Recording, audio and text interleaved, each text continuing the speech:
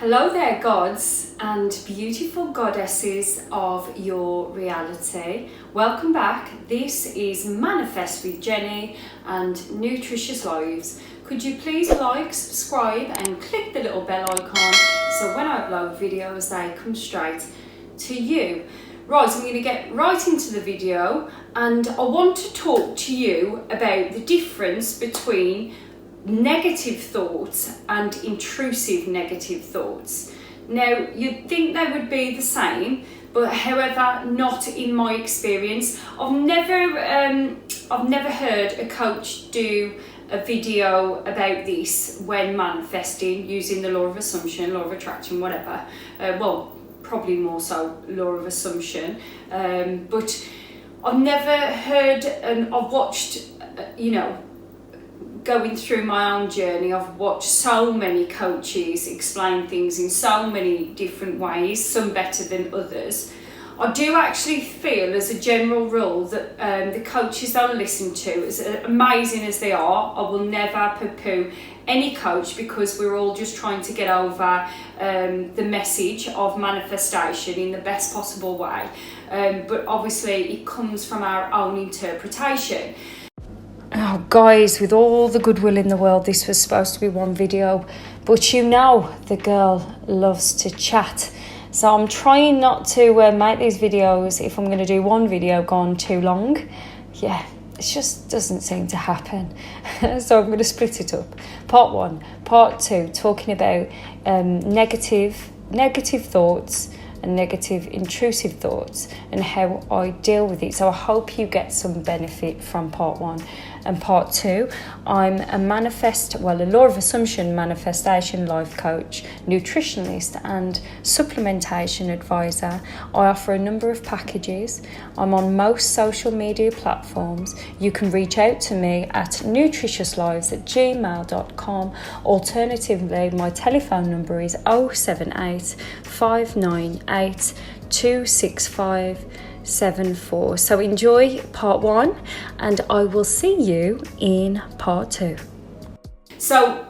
But I do sometimes think that some of the coaches don't explain things in terms where people can necessarily understand things properly or move through the moments when you're in these uncomfortable moments, being triggered and having anxious thoughts, and really understanding, knowing how to persist through them, or knowing how to change them or sit with them. I don't think it's explained enough. It's okay to say that we are the creators of our own reality, but we do need to know step by step how this is done, and I don't always think. I think it can be quite explained in quite complicated terms. So I wanted to break it down in a way that I found. I wish that I would have heard this put over like this, and I think it would have helped me in the earlier stages of my journey. Now, I want to talk to you about inspired action and how I was being blocked, and how I understand now that I was blocked from taking inspired action on my manifestation journey in the past. Right, so in essence, with law of assumption, we do not have to take action. It's non-action, it's actually changing our thoughts, putting out our desires in the 4D, using the means of our state to create a new reality, a new version of yourself. But however, within that change and within this process, we naturally take on inspired action.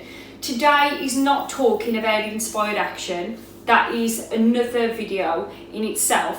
But I just want to end the video with talking about how this was blocking myself from taking the necessary actions, because I wasn't in alignment. Because walking this walk of faith into belief and going through this journey, it's all going through these moments of understanding and fully being able to delve into the brain and say, wow, I understand why I wasn't taking action there, and that came from this place. But anyway, right, because I'm going off on one, but I'm just going to tell you about the thoughts and how it's been applicable to me, and hopefully you can understand it.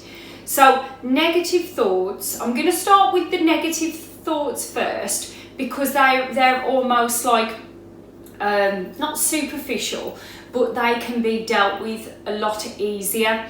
So right, in essence, all of our thoughts come from our subconscious, right?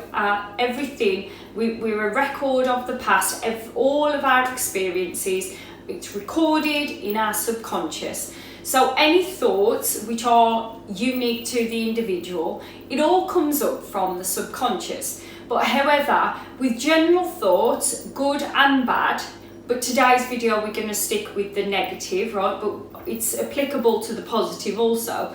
But with general negative thoughts, they just pop up, right? And hence why I've tried to explain in the past, we have to look at these negative thoughts as clouds, right? So they pop up.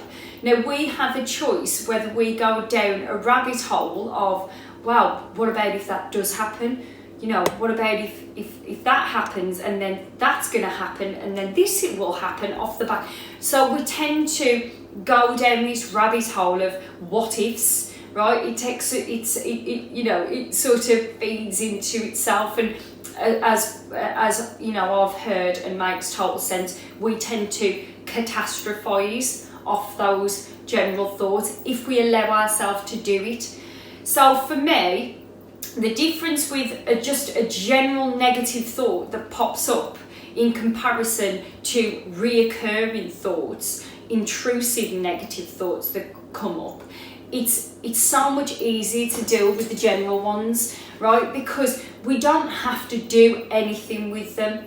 So when they come up, it's being the observer to say, oh, I don't like that, I'm going to leave that one there, I'm just going to feel it, sit in the moment of it, just think, wow, that doesn't feel very nice in the body, and yeah, I can, you know, that's a thought, and as best as we can, not to allow it to progress on to, yeah, if that happens, then that's going to happen, then that's going to happen. So for me, I find those isolated thoughts, I've nailed them now. They're easy for me because they're there and then they're gone. It's as simple for me as to just sit in that space. Oh yeah, that's a possible, but however I'm choosing this instead. Or just sitting there feeling it. I haven't got to actually do anything about that. That's just going to pass. Just like every thought, every feeling, every moment passes. So my brain is totally comfortable with saying that.